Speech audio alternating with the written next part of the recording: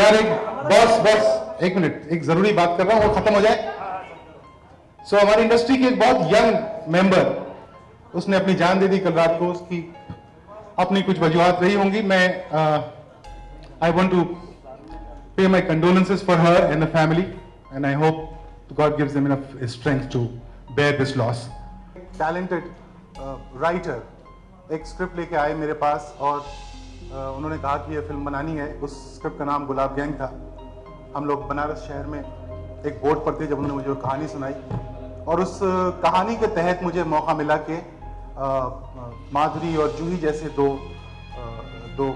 बेहतरीन अदाकाराओं को हम लोग साथ लेके आ सकें।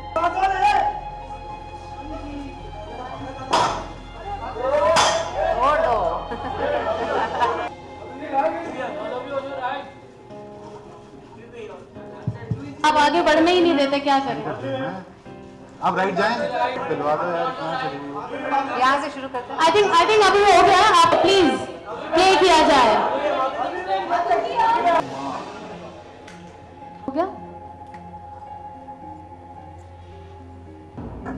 आपको हमेशा एक दूसरे दर्जे का आप सुन चुके हैं, ऐसी और भी बहुत सी हैं जिनकी कहानी सुनना अभी बाकी है। आप ऐसी शूटिंग चल रही थी। शूटिंग के दौरान एक बार लंच टाइम में हमारे प्रोड्यूसर साहब आए और बोले, उन्होंने कहा कि एक बहुत ऐसे कुछ मैं सोच रहा हूँ कुछ विमेन के लिए करने के लिए, और ये मेरी आइडिया है कि लेट्स गेट स्टोरीज पूरी, मतलब इंडिया में जहाँ जहाँ से स्टोरीज है of bravery of women, heroism जिसे कहते हैं, तो उनकी स्टोरीज लेके हम कुछ एक ऐसे बनाएं आइडिया जहाँ पे उनकी स्टोरीज हम डिपिक्ट करें on screen.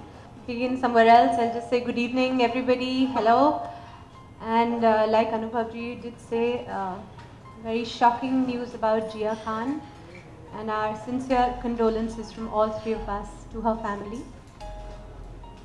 And to come back to your topic, हाँ, Anubhav ji का ये idea था, wonderful. It's a lovely idea. Also, it ties in very well with our film. जो हमारी फिल्म जिसके बारे में है, it's about rural women and the hardships they face in a very brief line. हमने अखबारों में पढ़ा कि वॉलीबॉल प्लेयर थी, शायद नेशनल लेवल प्लेयर थी, हैं, उनको किसी एक हादसे में ट्रेन से धक्का दे दिया गया, तो she lost her left leg, और इस एक्सीडेंट को 1 साल भी नहीं बीता कि उन्होंने माउंट एवरेस्ट पे चढ़ाई, जो कमेंडेबल है। मतलब हम लोग कभी सोच ही नहीं सकते। Your own boundaries and you realize that you're stronger than you think.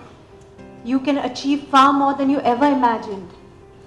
And really every hardship जो आपके ज़िंदगी में आती है, आपको कोई सबक सिखाने के लिए आती है। जब आप इंडस्ट्री में आते हैं तो आपको डिस्करेज भी किया जाता है, आपसे कहा जाता है कि नहीं आप तो हीरोइन नहीं बन सकते, या तो आप बहुत ऐसे हैं वैसे हैं, वो है ये है।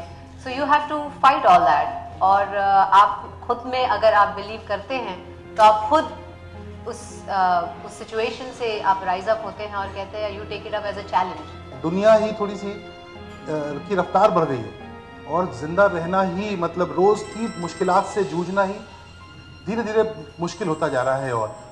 और ऐसे में ज़रूरत है कि इस रफ्तार को समझ लिया जाए, एक्सेप्ट कर लिया जाए, और अपनी रफ्तार तय कर ली जाए कि मुझे किस रफ्तार से चलना है।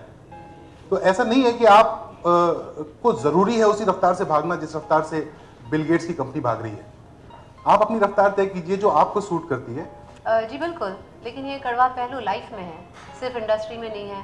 आप सुनते हैं कितने बच्चियां बच्चे हैं जो 12th स्टैंडर्ड की एग्ज़ाम देते हैं, उनको लगता है कि मार्क्स अच्छे नहीं मिलने वाले हैं, और वो दे टेक द एक्सट्रीम कदम क्योंकि वो फेस नहीं कर पा रहे उस सिचुएशन को।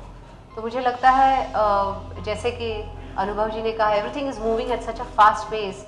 कभी कभी पेरेंट्स के बहुत एक्सपेक्टेशंस होते हैं अपने बच्चों से, कभी so I think there has to be a sense of balance which we are losing slowly. We are becoming very extreme people.